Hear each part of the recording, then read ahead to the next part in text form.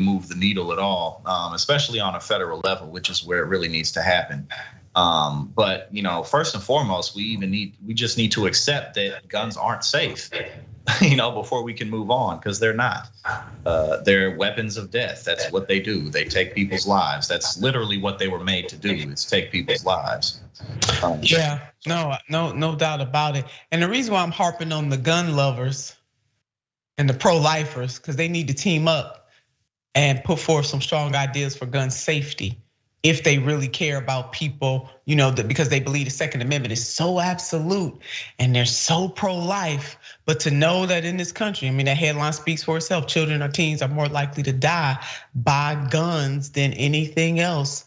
That does not have to happen. That type of gun violence or children having access to guns or accidentally picking up a gun, those are things that do not have to happen if, in fact, the people in the gun culture would stand up a little more strongly and advocate for gun safety, period. They should be the first ones advocating for gun safety. But the hypocrites that they are, they won't do that. And they really don't care, because anytime you have a whole bunch of mass shootings over decades, every single decade, and that doesn't move these people, they just cannot be moved. So if in fact you do own a gun and you have children in your household, please, for the love of God, make sure that you separate the ammunition from the guns and you lock those guns up so that these babies, countless accidents happen every year. And I do agree with Jackson. I think most gun owners do not, they don't want their children or somebody else's child to find a gun, but you can't be so careless and forget that the gun is around and also that the gun is loaded. So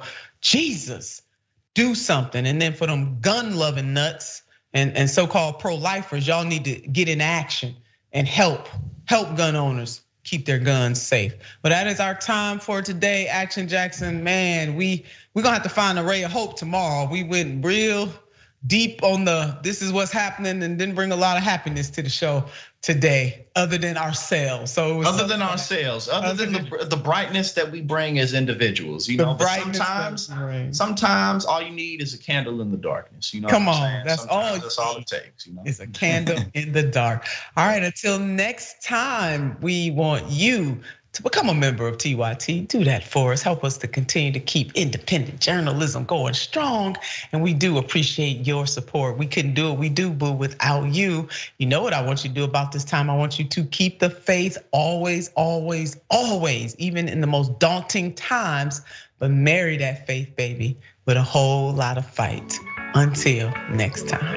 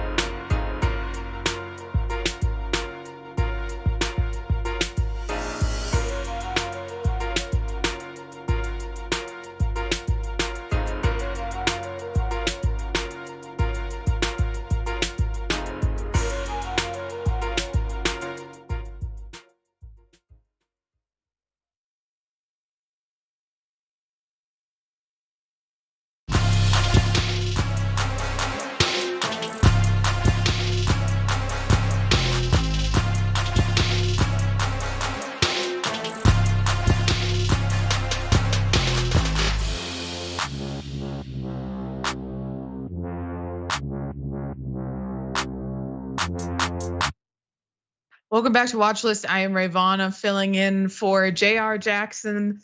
The rest of this week, I hope you enjoyed last week. We've got more of it this week. And speaking of last week, we've got the same cast and crew as last Friday because I'm joined today by Jessica Burbank, TYT contributor and analyst. Jessica, thank you so much for joining me today. Back-to-back shows. Yeah, you ever just keep the bender going from Friday to Monday? That's just what we've got running here. I hope that's what JR's got running here on his days off too. Sorry, JR. All right, you ready to get into this first story? Yeah, let's get into it. San Angelo and Del Rio, Texas, both yesterday breaking their all-time highest temperature records. The soaring temperatures combined with high humidity, creating a dangerous combination. Roads buckling under the record-setting temperatures. When your body overheats, it can adversely affect all of your internal organs. It can cause confusion, lethargy, and eventually death over time. Relief from the deadly heat wave still weeks away. 100 or 105, yeah, but it's hard. Yeah, but I have to work. Doesn't matter. Texas's deadly heat wave is entering its third week as temperatures reach record-breaking heights and thousands are losing power.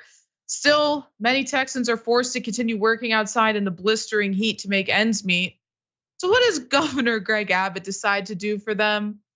Take away their water breaks.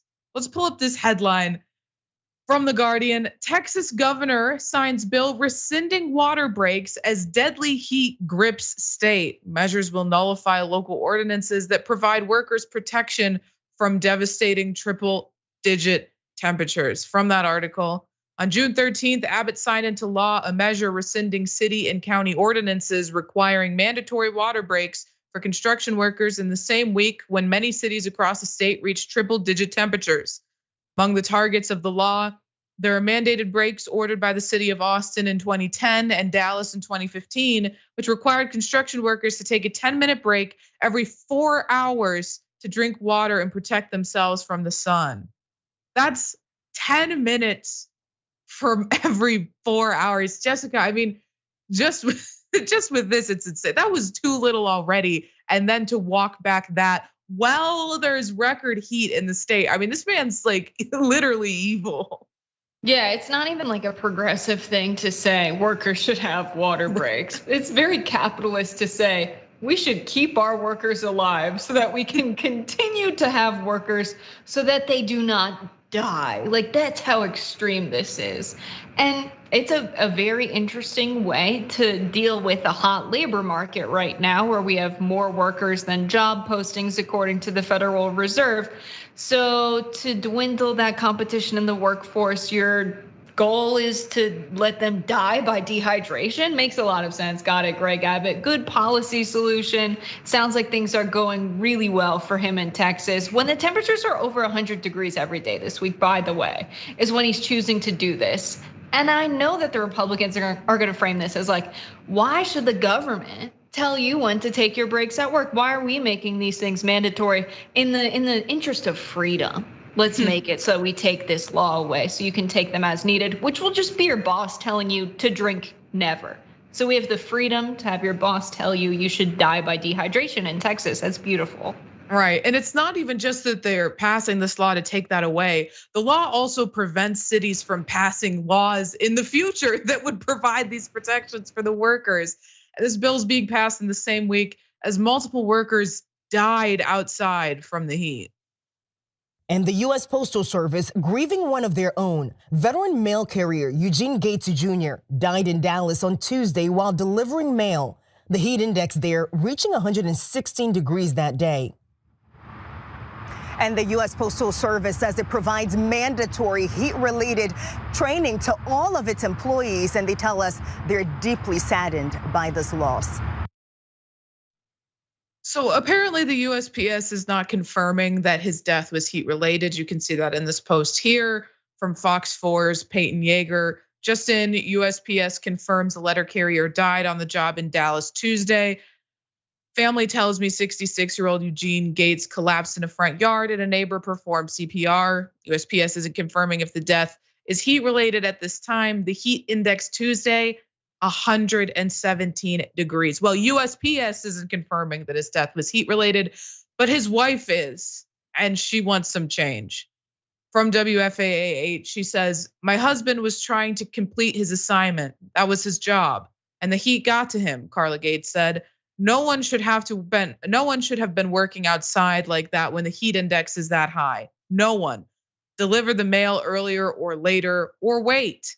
And he isn't the only person. Because according to Newsweek, on June 21st, officials reported that another worker, a 35-year-old utility lineman from West Virginia, died from heat-related causes while working to restore power in Texas, as reported by More Perfect Union, news platform covering workers' rights issues. And I mean, it is comically evil to roll back these rights. As Jessica, workers are literally dropping dead in Texas as well as around the country. Yeah, it's disgusting. When you hear of someone dying on the job, it's like, okay, was it a dangerous job? What were they doing? Carrying mail, like delivering letters to people's houses, not a dangerous job. And it's like, oh, how did he die? Maybe heat stroke, dehydration. Was he in the middle of the desert? Was there a lack of water in the region? No, we just have ridiculous work standards for workers in the United States of America. And it's not like he's traveling through the desert for 40 days and 40 nights with a message from God like Jesus. This is just a regular UPS worker carrying people's mail, their bills. It's not worth someone dying for. And I think that's at the heart of all of these issues with workers' rights when it comes to Amazon experiencing twice as many injuries in their warehouses than any other warehouse. And so it's like, come on, we can do better. It's not necessary to have human lives lost simply for this job to get done. I think everyone would be okay if their letter coming a few hours or days later. If it means that workers don't die to get it done. I think people don't need 2-day shipping because workers will get injured in the warehouses to get it done. I think we can do 3-day shipping instead and not lose lives and not have people get injured. Just the conditions of workers in the United States are pretty abysmal. And I think we're gonna see it get worse this summer. And we need to be in solidarity with the workers as consumers of these goods and services. We've got to take a break now, but we'll be back with some more watch lists for you after this. And Rayyvana will be here as well.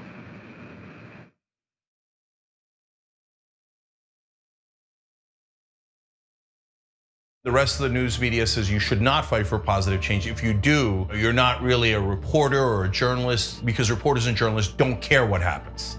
I don't agree. That's not written anywhere. That's not a law. It's just a rule that they invented so that reporters didn't actually challenge the people that are in power. Well, we don't agree with that. We think we should challenge the people in power, that actually makes you a better journalist, not a worse one.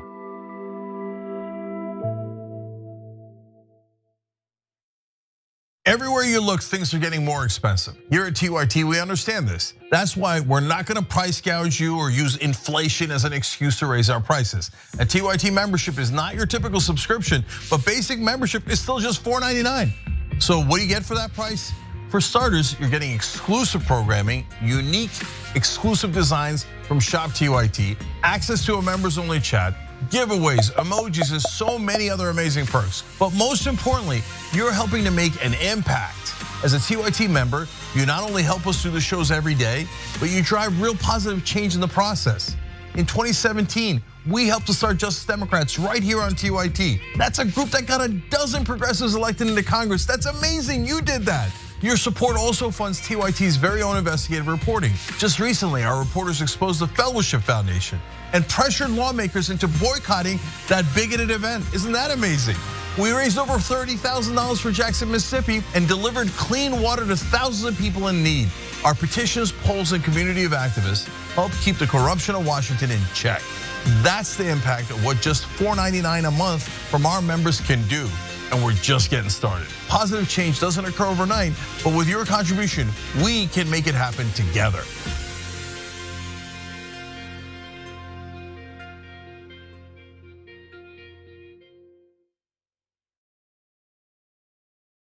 I got pulled in They told me, hey, listen, Cenk, we're insiders. We are the establishment. People in Washington tell me that they're concerned about your tone. We think that there's a better role for you, and it's not in 6 o'clock. The problem with the mainstream media is they're desperate to get access. They don't challenge the government. They don't challenge power. We're supposed to challenge the government. That's the role of the media. Components that corrupt our politicians, I think, also corrupt mainstream media. It's really difficult for cable outlets to talk about things like income inequality, wealth inequality, when the advertisers that are funding their shows are the same corporations that want to ensure that the same system continues. People watch digital media or new media, they get a completely different message. They focus on the issues that matter or resonate more with the constituency. We need to know one thing. Is the corporate media incompetent? Corporate media, I can't hear you. Establishment press, where are you? I can't hear you. But the media's position I am clear on. Everything is pro-war, so everything is just framed that way. In this case, I mean, war is inevitable, right? I mean, the defense contractors should get a couple more $1 trillion. You ready for the stunning results? Only 6% of people say they have a great deal of confidence in the press. Wakey, wakey, okay? Progressives don't like the media either. You know why? It's the corporate media. Corporate media sounds like a conspiracy. Wait. Who owns you? Multi-billion-dollar corporations, public corporations. The idea that we're corporate media because corporations own us. Yeah, that's how it works. We found the perfect person to lead the army, Allison Hartson. The establishment media works hand in glove with our corporate legislators, and our corporate legislators work hand in glove with the corporation. And we're going to make it so that it's a decentralized force throughout the country so that we can quickly identify stories, quickly identify troll farms, and go in and neutralize the enemy, and then start building responsible media throughout the country and on every platform available.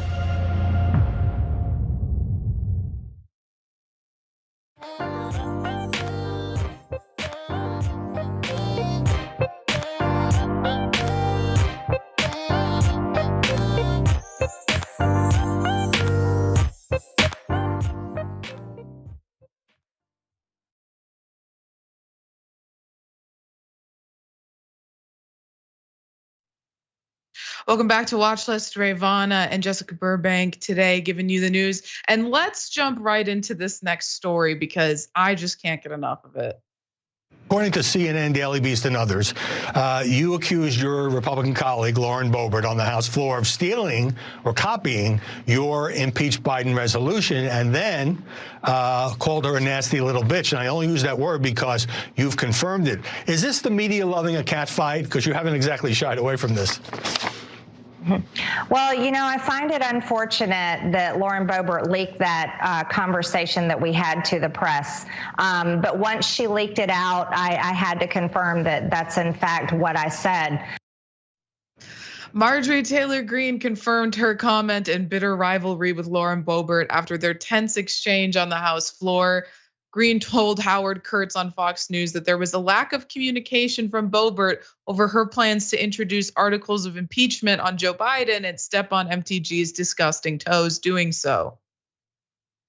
But here's the real issue. I've introduced articles of impeachment, and each time I do so, along with my other bills, I communicate with all of my Republican colleagues and ask for support by asking their co-sponsorship, because I co-sponsor many other Republicans' bills. I had asked her to co-sponsor my articles of impeachment against Joe Biden on the border, and she never responded and apparently refused to do so. Then when she introduced her own and forced them to the floor with a privilege resolution without even having the courage to talk to any other Republican in our conference before doing so, except Speaker McCarthy and apparently a few others. Yeah, we had a tense conversation when she confronted me about things I had said about it. But this is unfortunate that this becomes public on the House floor. I mean, it was a little more than a tense conversation. You called her a bitch, a little bitch specifically. I also enjoyed the part where she said that it was unfortunate that Boebert leaked their interaction to the press, although there's no evidence that Boebert was the one who leaked it. But Marjorie Taylor Greene's side of things, she was more than thrilled to confirm that that was what was said. But for Lauren Boebert's part of this story, she actually took the high road in her response about Marjorie's comments. I'd be negligent if I didn't ask you, all right, what's going on with you and Congresswoman Marjorie Taylor Greene? Sean, I did not put my life on pause and leave my 4 boys and my now grandson to come here and just get in spats with people. I came here to legislate and to be effective for Coloradans who are suffering from the Democrats' policy. Marjorie is not my enemy. Joe Biden's policy, the Democrats, that is my enemy that I am combating right now. God, she might be the worst politician I've ever seen at public speaking. No, that title firmly belongs to Kamala Harris. But Lauren Boebert really just doesn't know how to articulate whatsoever on TV. She just crumbles, which, I guess is good from our point of view. But Jessica, what do you say? Maybe it's time that you and me get into some sort of feud publicly, because this has gotten a lot of attention. Maybe we can cash in on that. Yeah, people who feud have nothing good to say, Rayyvana. Unfortunately, we haven't gotten to that point yet, but I look forward to one day when we run out of meaningful things to say, we can do a feud. I really can't wait for that. Hopefully no one will pull back up this clip and realize it's contrived. Unfortunately, I don't think it's contrived between Boebert and Marjorie Taylor Greene. It reminds me in a very nostalgic way of how I would fight with my sister when we were 12 years old. It's really beautiful actually to watch, because at the end of the day, it's really because they love and care about each other that they bicker like this. But it says a lot about the state of American politics that leaked conversations in Congress are not high-level national security matters. It's not legislation that we can expect to come out or even anything of substance. It's just the leaked conversation was, I called her a little bitch, which is kind of clever because it's the initials LB Lauren Boebert. So good on her for that. I don't know if that was intentional or giving Marjorie Taylor Greene too much credit there, but really says a lot about where we're at, that's the leaked conversation. I will say though, of course it's a ridiculous feud. It does say something about politics, not policy whatsoever, because who gives a damn who introduced the articles of impeachment against Joe Biden, which are doomed to fail from the start. But it does say something about who's in favor in the Republican Party with the leadership. And it's actually Marjorie Taylor Greene and not Lauren Boebert. And Lauren Boebert really has fallen out of the leadership's good graces lately. Maybe it has a lot to do with the fact that she barely won her House race, but it's strange to see the kinship that Marjorie Taylor Greene and Kevin McCarthy have formed that seems to be now attempting to push out people like Lauren Boebert.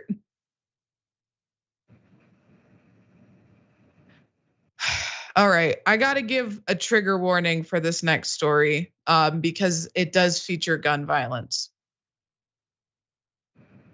3 San Antonio police officers have been charged with murder and suspended without pay after killing a woman armed with a hammer inside her own apartment. Hey, lady, get over here. Just after midnight Friday, officers were responding to a vandalism call. Get over here. 46-year-old Melissa Perez was suspected of cutting wires to a fire alarm system. Police followed Perez to her first-floor apartment, where they say she locked herself inside. An officer removes the screen to her open window. Perez hits the officer with what appears to be a glass candle. You're gonna get shot! Shoot me! You ain't got no warrant! Here's a wider angle of the confrontation. You ain't got no warrant! Go.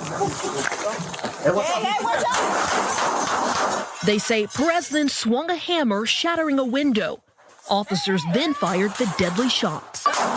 According to police, Perez was hit at least twice. Paramedics pronounced her dead at the scene. 3 San Antonio police face murder charges after shooting a woman in her own home who appeared to be having a mental health crisis. She was supposedly armed with only a candle and a hammer. USA Today reported that Chief William McManus and Melissa Perez said Marissa Perez was talking to fire officials outside the apartment complex at about 12:30 a.m. Friday after she was suspected of cutting the wires to a fire alarm at the apartment when an officer approached her. The officer can be heard on body camera video saying, "Hey lady, get over here, as Perez ran into her apartment. Now, Perez was speaking calmly with the firefighters, but then, of course, as police often do, when they entered the scene, they immediately escalated the situation and essentially chased her into her own home. According to New York Times, after climbing over her porch railing, an officer opened her window screen and said, "You're going to get shot," according to body camera footage released by the department. It appeared that Ms. Perez was having a mental health crisis, McManus says. After Perez threw a glass candlestick at the officers and swung a hammer at them, one officer opened fire, and then all three officers started shooting, Chief William McManus said. All three of the officers shot at this woman who was having a mental health crisis. But surprisingly, they were all arrested and they are all facing murder charges. It appeared that Ms. Perez was having a mental health crisis. The police chief adding the officers' actions were not consistent with policy and training. Sergeant Alfred Flores and officers Eleazar Alejandro and Nathaniel Villalobos were suspended without pay and later arrested on murder charges. According to court documents, they have since been released on bond. Now, this next video is hard to watch because you can see her daughter grieving, but I think it's important that you all see this and listen to how it's been affecting her. I'm just heartbroken. There's no words that can express the hurt this has caused my family. The police chief vowing to thoroughly investigate. Jessica, I mean, this is a tragedy. I'm happy to see for once in one of these stories that they're being charged, and I hope that the charges don't get dropped like in so many other situations with police that they do during the course of prosecution. But I mean, this never should have happened in the first place. And the situation was being handled by firefighters. Honestly, the police never even needed to be there. Yeah, I think anyone, if they're asked the question, should you die for shattering a window? Should you be killed for that? Should you be killed for swinging a hammer? If the answer is no, you don't support what the cops did here. And what they did was murder.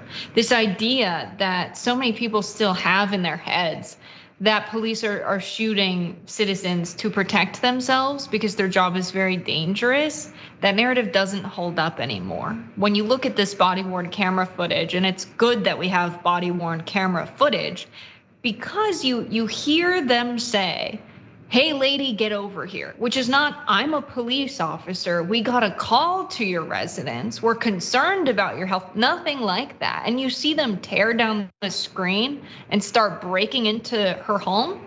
And then they, moreover, say, "You're going to get shot." Not even why, not even you're not complying, not even can you please come outside and talk to us, just you're going to get shot. Would you go towards them in a friendly manner if someone's trying to break into your house and they say that to you? They did so many things wrong, one after the next. And if this is another case that gets dropped and the police don't get charged or tried for murder, it would be insane, absolutely insane. And how many times do we have to hear, well, this isn't consistent with training? It's clearly a culture problem, not one that can be fixed with more training. Exactly. And I mean, it really sort of upends the idea that they're fearful of their lives. When this is a woman with a candle and a hammer, they knew that this wasn't a threat to their lives. They knew she didn't have a gun. They could clearly see her through the window where they just pushed the screen out. So that just becomes a convenient narrative for them to fall back on when they think the public will believe it. But I think more and more we're seeing this, the less and less the public is willing to buy into this. I will say, the public is willing to buy into a lot, including the absolute insanity of this next story. Chances are by this point, all of the people on that submarine that sank trying to reach the Titanic are dead from running out of oxygen, if not from having the entire sub implode like an aluminum can. At least that's the story that literally every news outlet is running with. But you know our policy, if the entire media is in alignment on something, then there's probably something hidden. What if all of this is actually a ploy to keep people from visiting the Titanic wreckage? But if that's the goal, why? Maybe because if people explore the Titanic too much, they would discover that it wasn't an iceberg that sank the Titanic. There's a lot of alternative theories about how that sinking occurred. that it was intentionally sunk as part of an elaborate insurance scam, and even that it was sunk by a newly created Federal Reserve. Zach Voorhees is a reliable software engineer who turned whistleblower from inside of Google. He's been exploring all of this. Jesus Christ. Jesus Christ, man. Anti-vax conspiracy theorist podcaster Stu Peters. If you didn't know what that spinning SP in the corner stood for, Stu Peters came out with another hilarious theory about the Titanic submersible debacle.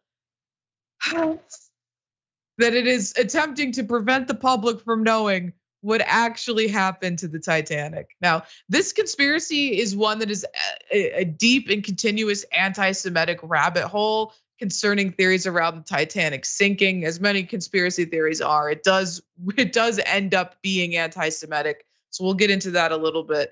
But first, let's talk about what Stu Peters tweeted for the upcoming episode of his show. The Titanic iceberg crash was as fake as the moon landing, and so is this submarine story.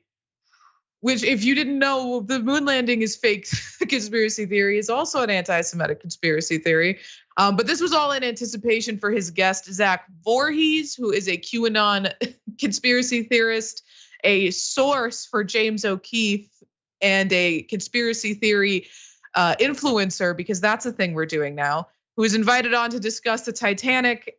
Now, this anti-Semitic conspiracy theory is that the sinking of the Titanic was actually a Rothschild's plot, as indicated by the on-screen text you can see here. Missing submarine, Rothschild funded.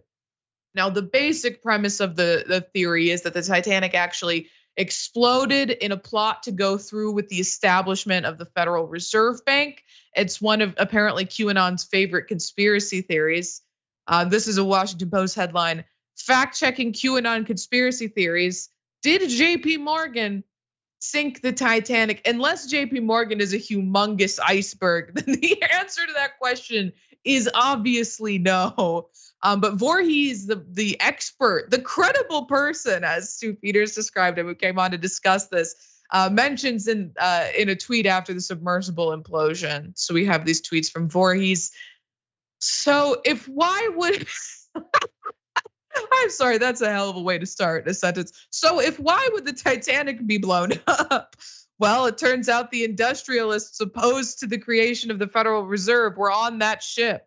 John Jacob Astor IV, Benjamin Guggenheim, who he spells the name wrong, by the way, Isidore Straus, who I think is a character from Lord of the Rings, George Dunton Wyden.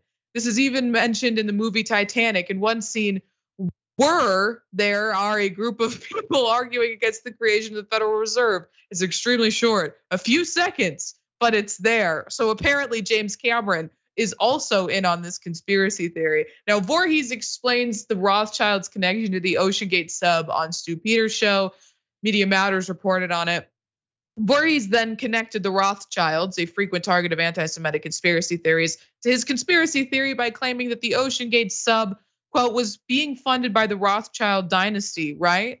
What they want to do is they want to prevent people from visiting this Titanic. Jessica, I mean, it's amazing because the movie Titanic starts with about 20 minutes of just footage of the actual wreckage of the Titanic. So the idea that they're trying to suppress the 5 billionaires who might see it with their own eyes when there's hours of footage. I mean, James Cameron saw the damn thing 33 times. Okay, yeah, it's ridiculous. The theory doesn't hold up. It's like, look what happened to these people in the sub. Don't try and go look at the Titanic because you're gonna end up like those guys.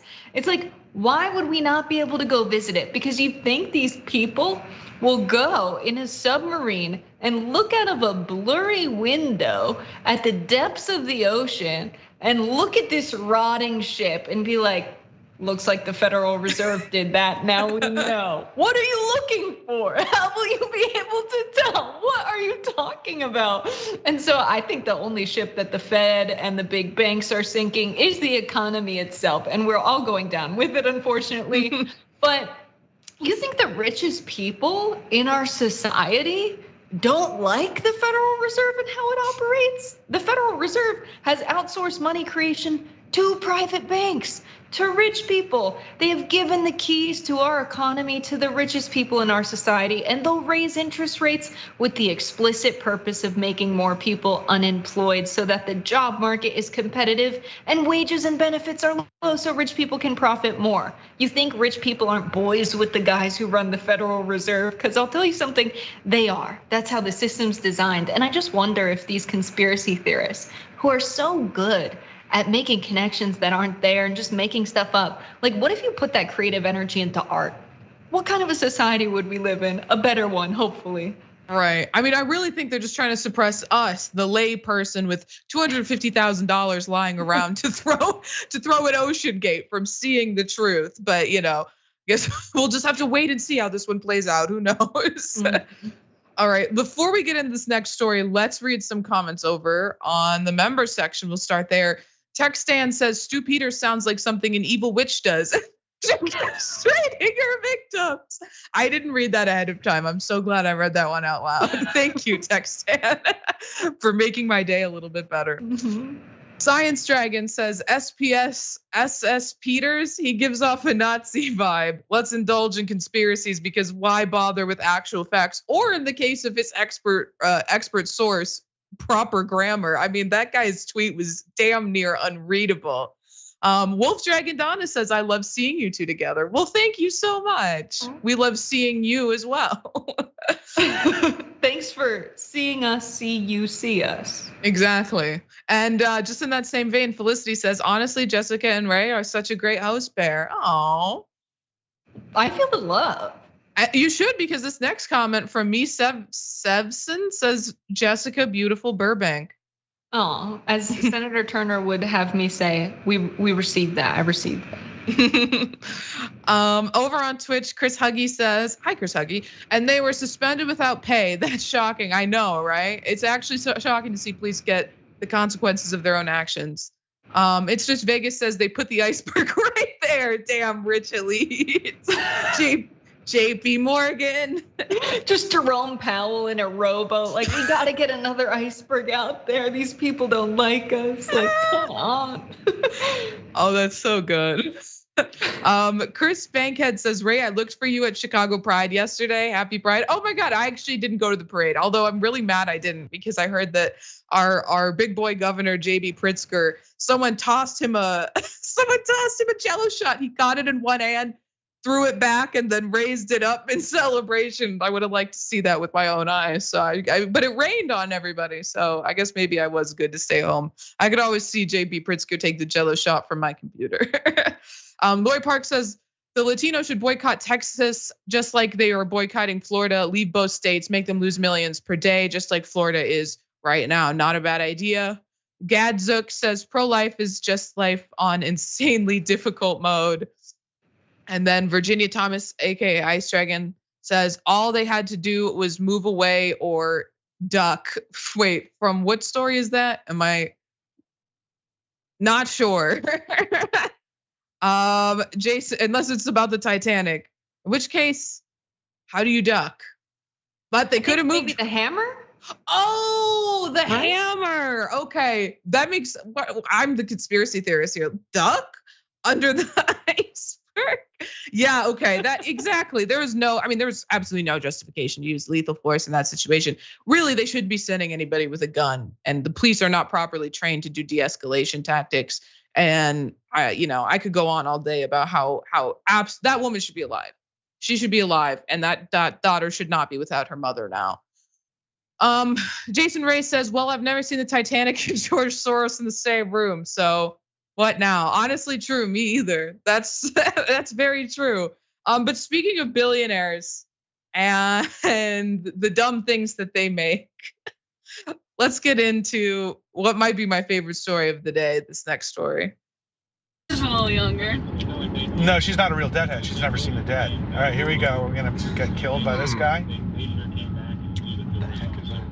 Now, in real life, I would not wait for this. All right.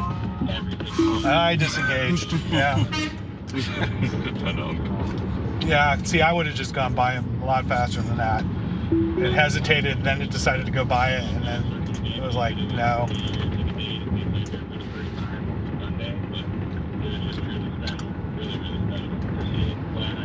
But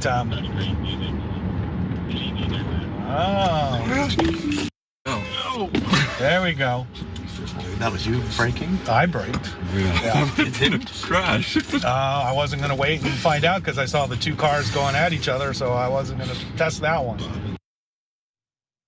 A self-driving Tesla plowed through a stop sign at an intersection in Santa Barbara during a ride-along with Tesla investor Ross Gerber. Now, the man who shared the video, Dan O'Dowd, has made it his mission to ban Tesla's self-driving cars. He is the #1 self-driving car hater, and we love to see it, folks. I'm not quite sure why the investor agreed to take part in the ride-along, but he posted this video along with this caption: "In my ride-along with Ross Gerber, Tesla full self-driving ran a stop sign at 35 miles an hour. If Ross hadn't slammed on the brakes, FSD would have T-boned a car obeying the rules. FSD tried to kill us in an hour of city driving. Everyone should demand it be banned immediately." So let's watch back the moment that the Tesla ran the stop sign. But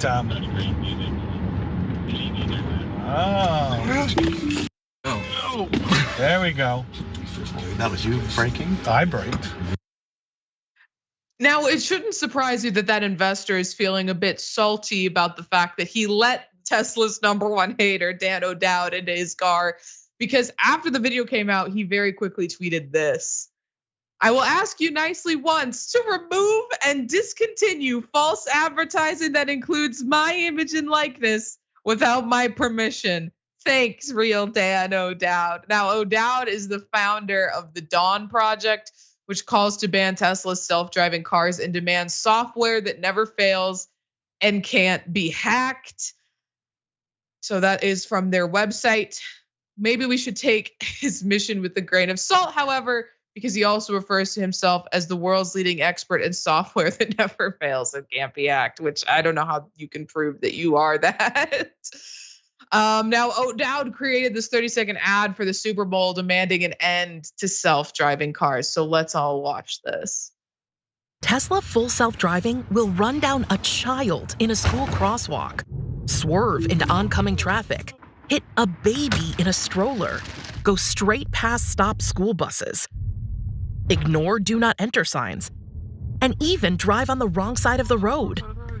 Tesla's full self-driving is endangering the public with deceptive marketing and woefully inept engineering. 90% agree that this should be banned immediately. Why does NHTSA allow Tesla full self-driving? I don't know what it is, and I'll admit this is probably like a moral failing on my part. I could watch the video of the Tesla, the self-driving Tesla running over those fake kids all day long. I could sit back and watch that for hours. There it goes. I don't know what it is. It's messed up. I really enjoy those videos. But as far as Dan O'Dowd is concerned, he also ran for Senate in 2022. He was a single issue candidate, and that issue is taking on Tesla. So here's a headline from Sacramento Bee. California tech billionaire launches Senate campaign to take on Tesla from Congress. So, I mean, he's right about one thing, Jessica, and that's that this full self-driving, we're not ready. We're not even remotely close to having the proper technology to be there yet. And I don't like the idea that we would be sharing the road with some of these cars that have no regard for children, real or fake. Yeah, oh my God. The fact that this video, I have to point it out, of course. The video starting with him saying, she's not a real deadhead. She hasn't even seen the dead. I have to bring this up. He really started this with a name 10 songs type of a comment. Like, you can't be a worse kind of a person than that. Especially because the reason so many deadheads, genuine people who love the music, can't go to dead shows is because the prices have been inflated by rich dudes who drive Teslas around, testing the self-driving features, when the songs to Grateful Dead, or the lyrics to Grateful Dead songs are stuff like, you know, you can't be as poor of a man as me. No one cares, right? Like Black Peter, I pulled it up. People don't care that a man could be as poor as me is the exact lyrics to a song. You're telling me this rich guy test driving a Tesla relates to that and he's a real deadhead, I have to point that out. So that's the kind of guys that are driving these cars. And of course, Elon is an absolute fraud, and we have to point that out as well. Saying he has self-driving cars is like me putting a dirty dish in the sink and turning the water on and being like, this is a dishwasher. The cars do not drive themselves. There have been so many accidents. It is absurd. And this has been his goal for Tesla. He said Tesla will be a very profitable and successful company if we can have the cars self-drive. They are so far from that goal. And it needs to be pointed out that Tesla's stock only went up because he has a public presence and got his minions on Twitter to invest in it. It's like so many of his ventures too, because he has that brain chip that he's supposedly trying to develop. And that for years he's been trying to get them to be, testing human trials. I think it recently was approved for human testing, which is horrifying because the scientists who study that, and other than for his specific Neuralink company are saying they're nowhere close to being ready for human trials. I mean, he's killed like 1,000 monkeys. He's the #1 monkey killer in the world, right? Like those chips are not ready to be tested in humans. These cars are not ready to be full self-driving. It's mortifying to think that these tests are going on. How long until an actual child is plowed over by a full self-driving Tesla? And it's not funny to watch anymore. I mean, these cars, they lock, they set on fire, people die horrible fiery deaths in them. This guy, you're right, he's nothing but a giant fraud. And I know you've made several videos about how fraudulent he is, but it is crazy. And I'll let you get the last word in on this. It's crazy to see how people become so captured by the cult of personality when, first of all, this is a man with no personality and he really doesn't have anything to offer. I don't get it. Yeah, I think that's the biggest thing is that he wanted this popularity. He intentionally made it so that when he signed contracts to merge his company with other companies, when he was working with early versions of online banking, which went terribly wrong because his online banking platform made it so that people could access your account number if they just had the digit. Like they could access your account by just having the number. That's how unsecure his platform was. And when they merged with PayPal, they wanted to oust him from the company because he was driving it to the ground and making it bankrupt. All he asked for in exchange for having less control over the finances was he just wanted to be one of the front men at every company he joined. He wanted to be the face of them. He's never been a genius. He's just been the guy that's been manipulating the game so that he is the face of these companies that he doesn't even run. He just wants popularity and he's a very terribly sad man. And I hope one day he goes to therapy and gets a lot of help and finds happiness. I'll be really happy when the day comes where there's not a horde of idiots online telling me why it's actually a good thing that his rocket ship blew up in the sky. I can't wait for that to be over. Yeah, we're just closer to the one that actually launches. No, they've invested in the cheapest materials. They've made 1 million rockets that crash instead of actually investing in something useful that we can explore things of use with, or we could just take all of that money and give people healthcare or food who are hungry. Instead, we're stroking the ego of a billionaire by making these terrible rockets. Exactly, and they keep making the argument, right? Oh, this is just one step on the way to doing. We put men on the moon. They walked on the moon. We know how to make these rockets. He's just trying to do it as cheap as possible and potentially killing people along the way. Well, actually, Rayyvana, I think that Apollo 13 crashed because there's an alien base on the moon that the Federal Reserve doesn't want us to know about. So to discourage space travel, they crashed Apollo 13 on purpose. Exactly. And actually the guys inside that Tesla knew too much and they were trying to go through the intersection on purpose so they wouldn't reveal the information they knew about the Titan submersible. It's all connected. Yes, precisely. All right, this next story is so bizarre. I don't even have a way to introduce it. So we're just gonna jump right into it. Sick! These feminized. You gonna punch me? You ain't gonna punch me. You get off. And apparently, extremely drunk bigot decided to make random people's lives miserable in Flag, Ontario. If you can't tell because we had to edit it out, he is yelling homophobic slurs at this man. He's calling him a feminized homophobic slur repeatedly and stepping to him before he trips and falls on the ground. Now, we wish the video ended there with the man receiving the instant karma for using a slur and then falling on the concrete. It's so good. Really is instant karma. But unfortunately, he got back up, although the cops do show up just in time. Punch me. I'll take it. Back up. I'll take it. Back up, bro. Punch, bitch. Back up. Punch me, bitch. Back the punch me, bitch. Punch me, bitch. Punch me, bitch. Come. Punch me, bitch.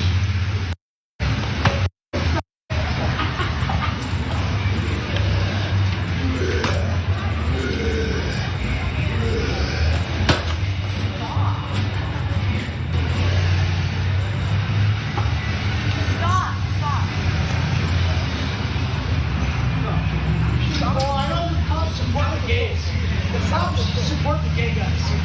Always. Cops always support the gay guys. Always cops support the gay guys. Out of control. I'm sorry, I really love the idea. He keeps saying cops always support the gay guy. That's a trope I've never heard in my life. Cops always side with the gay guys.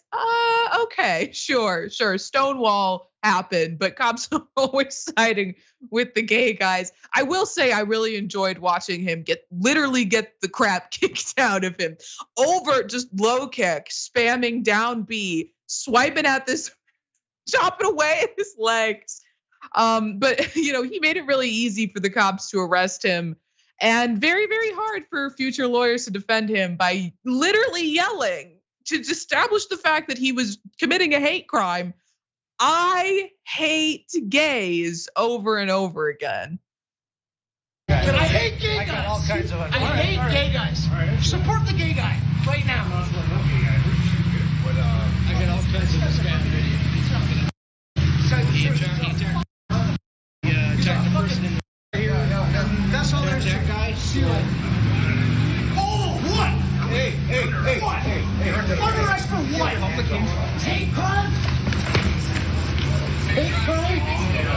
Hate crime? This is bitches. Yeah, we bitches. Oh yeah, I got all of it. And he did more than that. Believe me. What are you gonna arrest me for? A hate crime? Yes, but quite literally, absolutely yes. And it turns out unfortunately we don't have a name, we don't have a mugshot. We know he was arrested from the footage, but it turns out the unnamed man in the video was wreaking havoc before harassing the guy for being gay. In fact, he was videoed jumping in front of a car and demanding that the driver perform oral sex on him.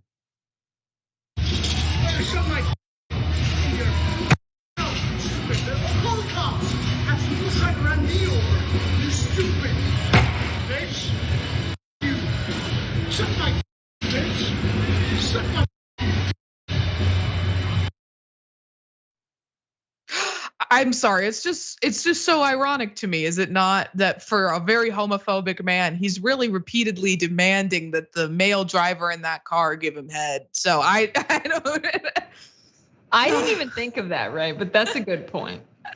I don't even understand. Bigotry is a hell of a drug because there's no amount of alcohol that can make you that belligerent. Am I right? Like, what's going on? This guy's nuts. What's going on with him?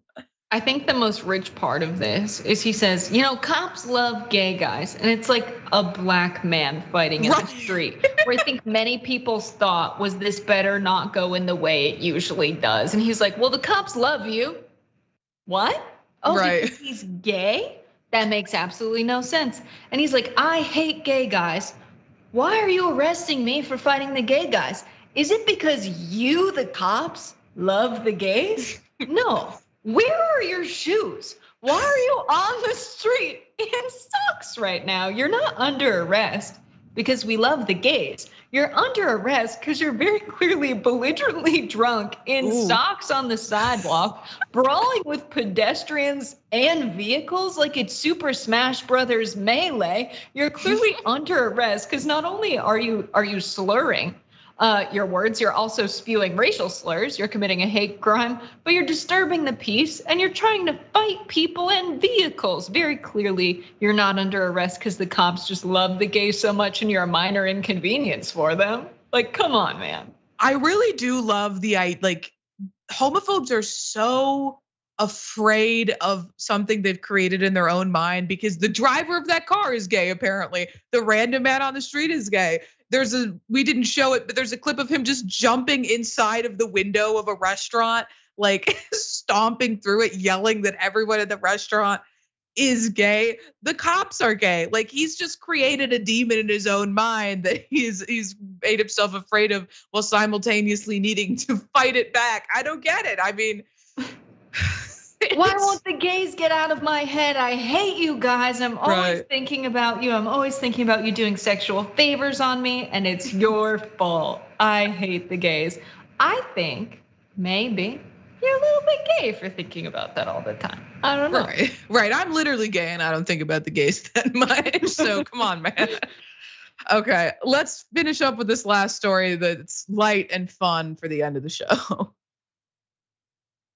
I'm just stating facts. Okay, this is like lowbrow. This is why you guys have 170 Dave Rubin videos. Do you think the average person cares about Dave Rubin?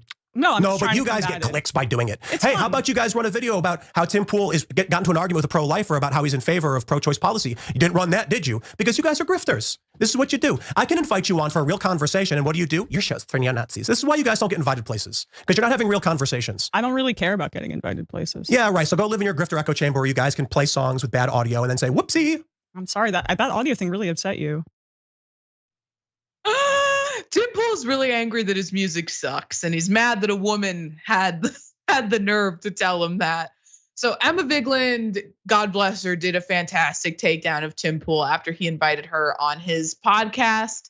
It was supposed to be a debate on policy and political issues. Some of it was, but it really ended with him taking his rage out on Emma personally for MR's coverage of him, particularly when they compared his music to Nickelback. In another exchange, Tim was really angry that Emma brought up the fact that the Allen, Texas mall shooter was a fan of his and his show, and he flat out denies the screenshots that confirm that. He called it a conspiracy theory and then had to walk it back. And later he said he was glad that it happened, which is a really messed up thing to say. And it's really easy to attack you, Tim Pool, when you say that you're glad that a mass shooter was a fan of yours. But I digress.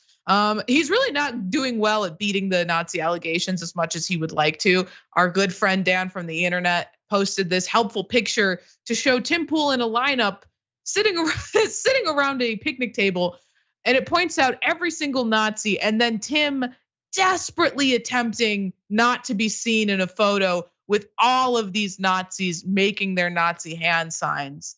Now, after the debate where when Tim was done having his temper tantrum, he said that he was just looking for sound bites to use of Emma to promote his agenda, and that the left wants pornography in schools or some save the children ridiculous propaganda. Here, you can give it a listen. This was come on. The claim that you made. Let's hear it. I believe that your program appeals to a right-wing audience. And there's a reason that the neo-Nazi shooter watched your program. And how do you know he watched the program? Because he posted about it. What did he post? Tim. What did he post? He posted about why I want to do shows like this. I do not believe we will convince Emma or anyone at the Majority Report or any liberal or leftist of any of our positions, but I don't care. What I think is important is that we produced a show where Emma said that she wanted children to be able to watch porn at the age of 10 years old. And so I'm like, I don't need you to argue that point to me. I don't care. What I need to do is when I'm talking to my friend from back home in Chicago who's telling me it never happened, I'm going to play that clip of me being like, we should not be showing a book to children that contains blowjobs, and have this person on the left say, we should, and it's fine, and they're okay with it. And I'm like, that's all I needed. I needed for you to say it so I can prove to people you believe these things. I just need you to say it. Say it right there to the camera for everyone to watch, so that finally, when I go to my friend and say, these people want put porn in schools, they'll say, that's not true. And I'll be like, let me play the video for you. Jessica, I'll let you respond to what he said, but I just have to say, he said, when I'm talking to my friend back home in Chicago, Tim, your own family hates you. Your own sister and dad and brother are making videos about how bad you suck. You don't have friends back here in Chicago, okay? Cut the crap. Yeah, I need to know, because I didn't watch the debate. Did he get a soundbite of Emma saying that she supports people showing children porn?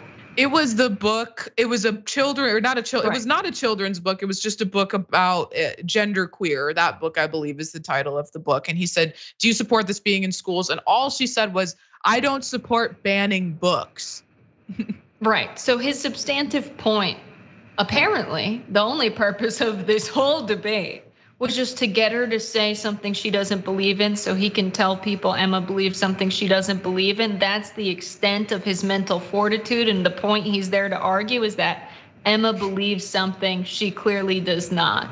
Like this whole thing about leftists are grooming kids. The majority report talks about substantive issues on a daily basis. They talk about economic inequality. They talk about corruption in our politics. They cover very important news from an angle that Tim Pool doesn't entertain on his show. And so for him to say the only reason I had you on is for you to talk about the thing that you never talk about and in fact don't believe in, tells you everything you need to know about what conservative commentators are there to do. And it's to confuse the public about what's going on in the country and what the left believes, because the left is actually talking about what's going on and what's going wrong in this country. And I don't mean Democrats when I say the left. I mean progressives and I mean leftists, who oftentimes are very offended when they are called Democrats or establishment liberals. So why else would Tim Pool debate somebody but for sound bites? What does Tim Pool bring to the table? Is he one of the great thinkers of our generation that's going to have a profound exchange of ideas? No, of course you're doing this for sound bites. No one's surprised by you saying that, Tim Pool. Come on. That perfectly sums it up. Jessica, thank you so much for joining me today. Everybody, thank you for tuning in once again to the watch list. And we'll be back tomorrow, but make sure to stick around because the main show's coming up right after this.